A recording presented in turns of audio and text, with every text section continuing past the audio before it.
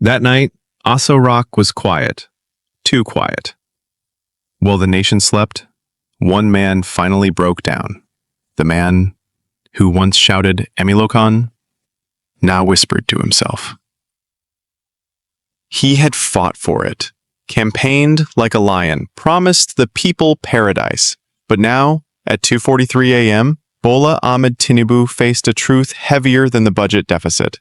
Inside the presidential bedroom, Tinubu sat on the edge of the bed, eyes sunken, fingers interlocked like a student awaiting exam results. His wife Remy remained unbothered, dabbing cream on her face like a woman watching a silent comedy unfold. Tinubu broke the silence. "Remy," he said, his voice flat, almost lifeless. "Yes, my distinguished husband and commander of national confusion?" she responded, without looking up. "This Nigeria. Too big. Even Google Maps no fit holdam." She raised an eyebrow, not surprised. "Oh, so finally, reality has downloaded?" In the quiet of that room, his mind began to replay the past. The rallies, the speeches, the endless chants of Emilokan. He saw himself on stage, hands high, voice loud. "I will provide uninterrupted electricity," he had promised. The crowd roared in approval. Emilokan. Emilokan.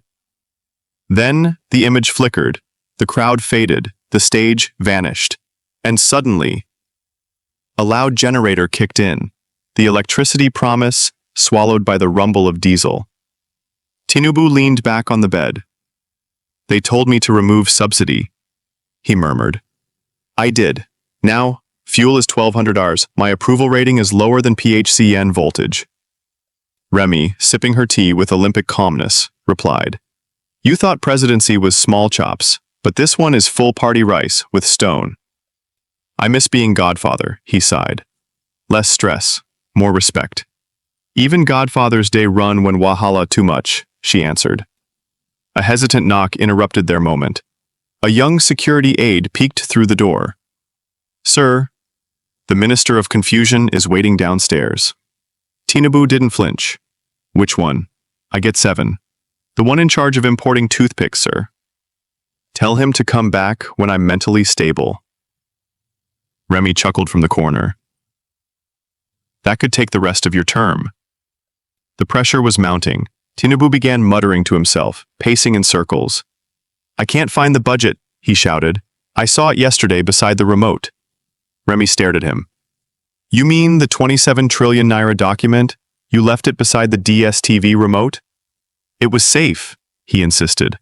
"Now it's gone. Maybe it joppaed. Or maybe it followed that minister you fired on WhatsApp." "WhatsApp is official now," he snapped. "It saves paper."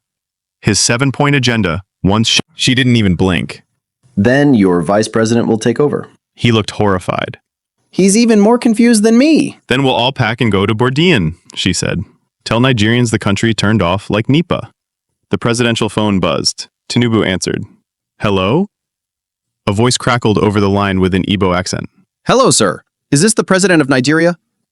"Yes?" "Please, my light has not come since January. When are you restoring it?" Tinubu dropped the phone like it burned his hand. "Wrong number," he barked. And as dawn crept into Aso Rock, one truth sat heavier than the national debt. The man who once strutted like a peacock now whispered to his tea. "This presidency, na scam."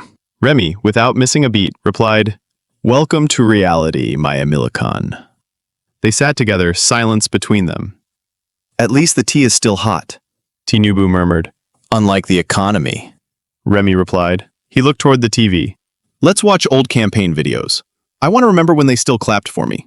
Remy smirked. "And when your waist could still handle dancing."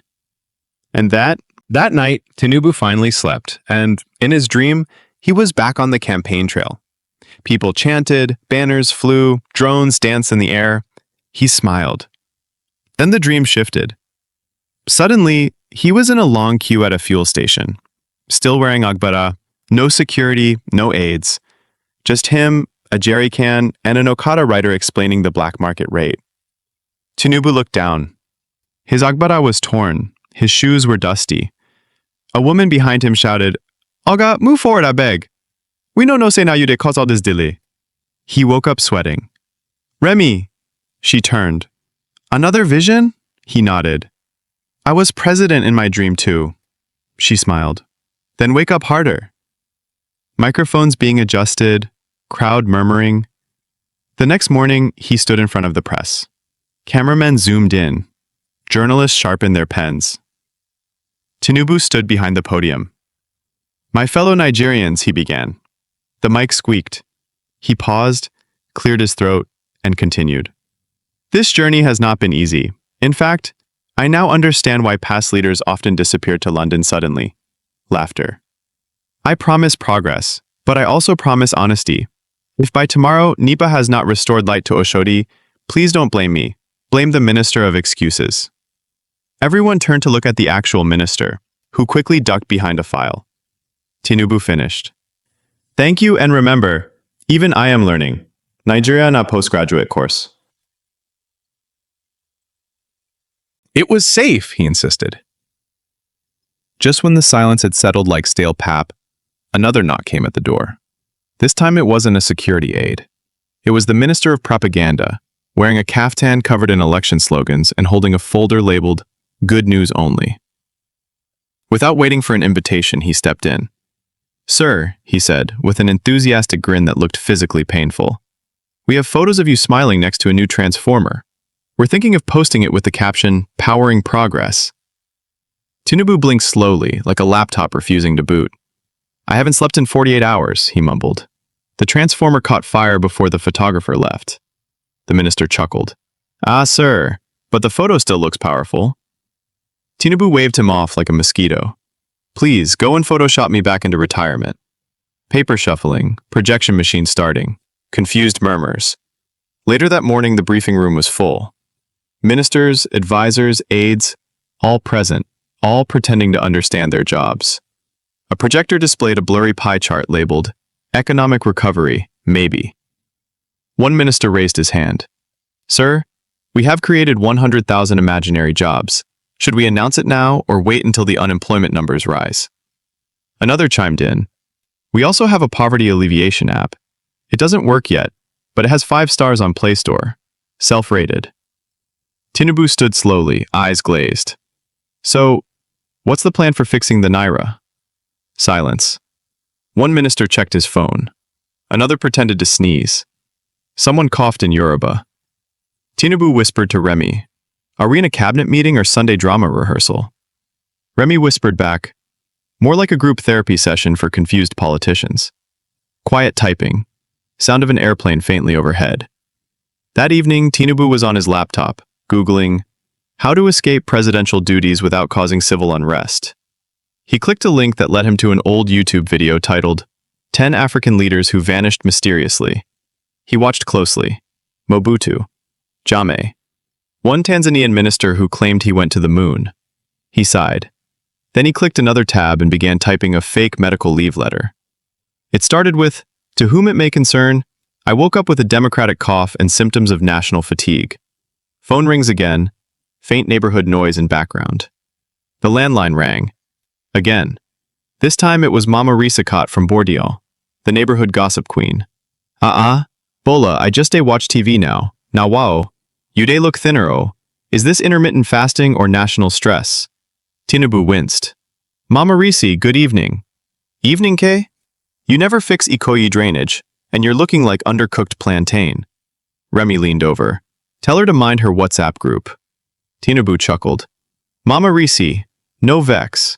We're still processing the progress." "Ehen, a beg greet Remy for me.